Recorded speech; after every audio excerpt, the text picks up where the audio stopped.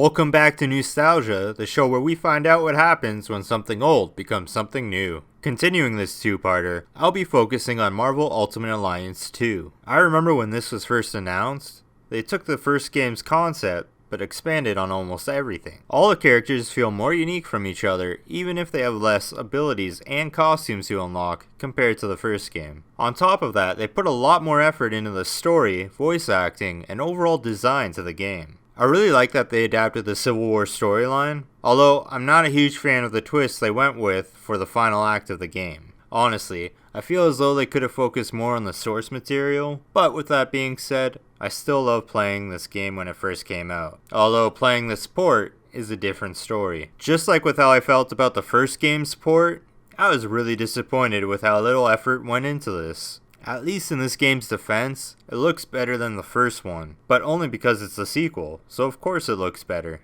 It's unfortunate that these two ports were released. In a way, it kind of tainted my love for the franchise. I was a huge fan of the first two when they first came out. Hell, I platinumed Ultimate Alliance 2 on PS3 back in the day. I paid full price for this port when it first came out, so I think part of me felt ripped off. I still do, to be honest. Part of me is really excited for the third game, but another part of me is still concerned. I noticed that it has a season pass, so it looks like it'll be supported for at least a year. I am curious if it'll ever be released on other consoles, rather than just strictly the Switch as well. Only time can tell, I suppose. But as a fan of the series, and from personal experience, time generally hasn't been too kind to this video game franchise. This has been Newstalgia. I hope you enjoyed this two-parter, and would love to hear your thoughts on the Marvel Ultimate Alliance franchise. Other than that, stay tuned for next time.